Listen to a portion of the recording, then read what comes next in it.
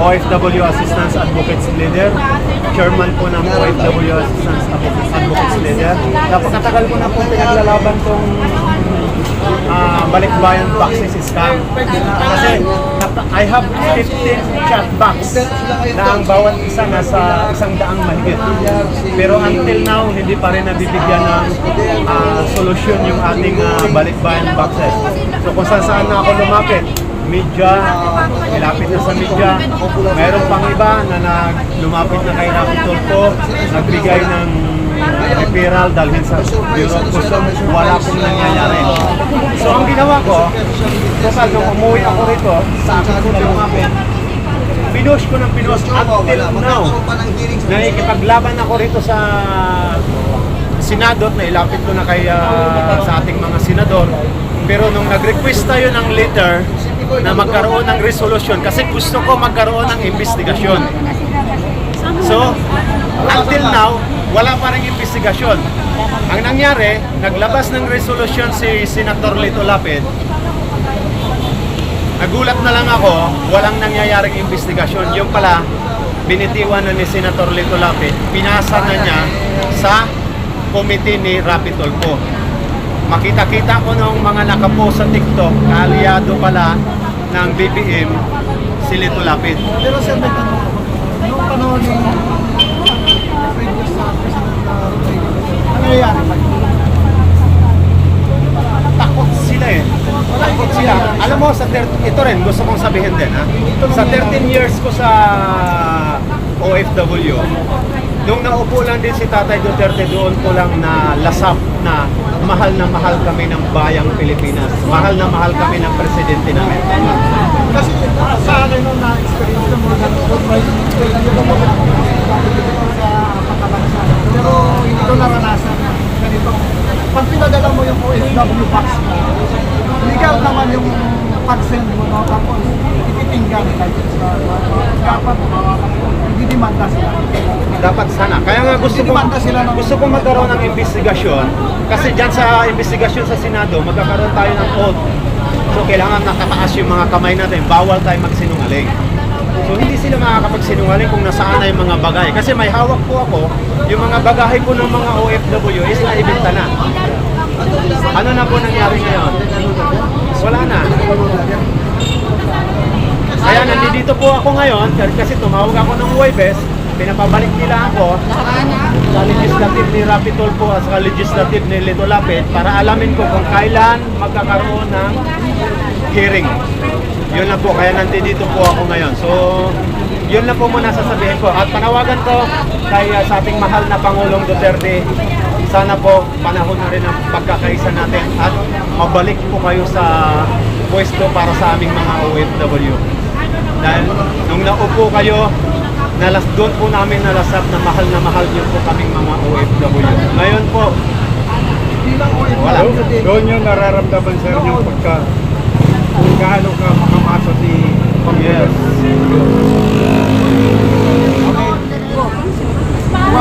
Dinala nyo na po ba yan sa kusto? Sabi yan. Pumunta na kami na custom, kuya. Useless lang din ito.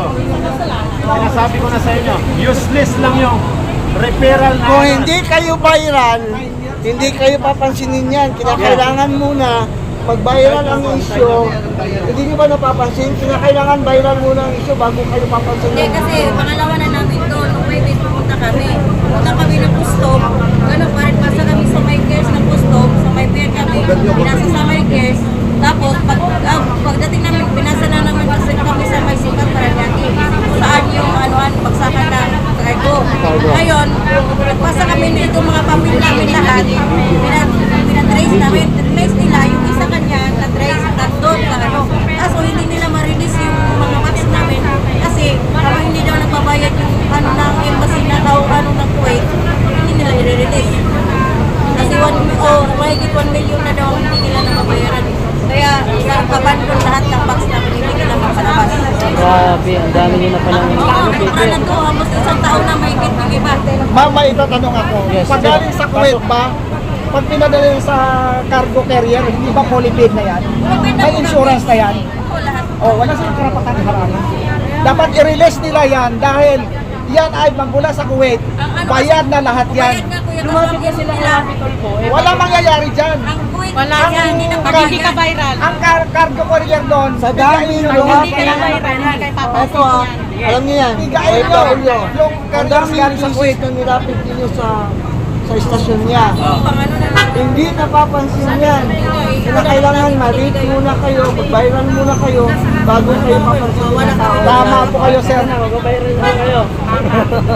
Ngayon, pag viral na sa issue, sasakay na yan sila para marami na siyang followers. Nakikita yan. Just by Ibig sabihin, yun ang tatak ng tulpo. Mga walang Ever since talaga yan, yung tatakpol po, hindi talaga ako, ano dyan. Alam mo dyan, sa Hindi mga talaga ako salubog marami dyan na mula ako noon. na-encounter ng mga kalisor. Binola, Gusto niya, tulpo daw sila, gusto na maraming Rapitol po natutulungan. ma-identify siya as hero ng mga FW. Kailan? Yung totoong hero. Kunyari lang yun. Ano ba? Kunyari lang yan, hindi totoo yun. Ay, sabi ni BBM pa noon, bago pa lang upo siya, huwag ninyong pahirapan ang mga anak ng OFW, asikasuhin nyo.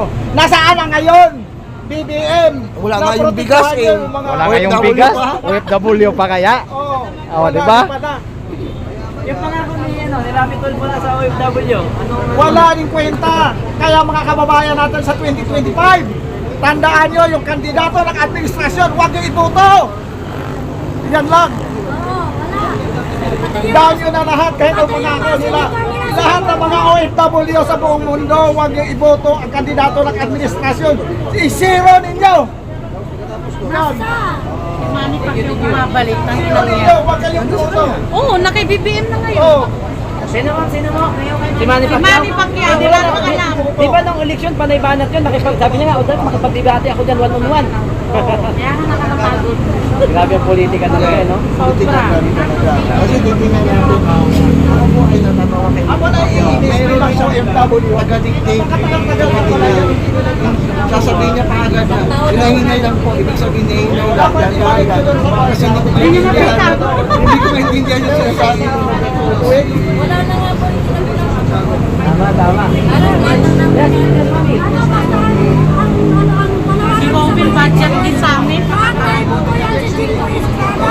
Bias yan. Medyo talaga. Ano ko siya ha, kababayan. Ano din namin. Masarap sa kulang siya ron. Ano? Mas mabuti pa siya.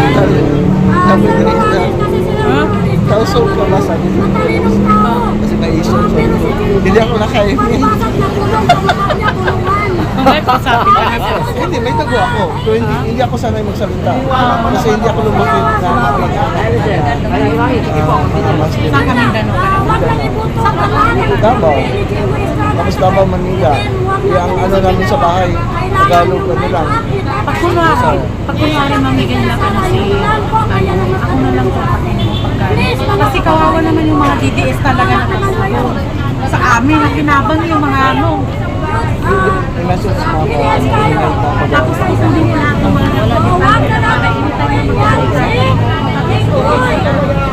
Ayun si Paco, pupukin natin siya kasi si Caminero. Ayun. At saka si Morales, si Bangkag. So, yan eh, pupukin natin kasi talaga mag-fight yan sila. Si Vic Rodriguez, attorney. Puto natin yan, saka si Ginjo. Pero i-required mo lang lahat ng i-release sa mundo pag may rally na para kinakailangan natin ng proof, ebidensya. Yung katulad ngayon, nandito kayo.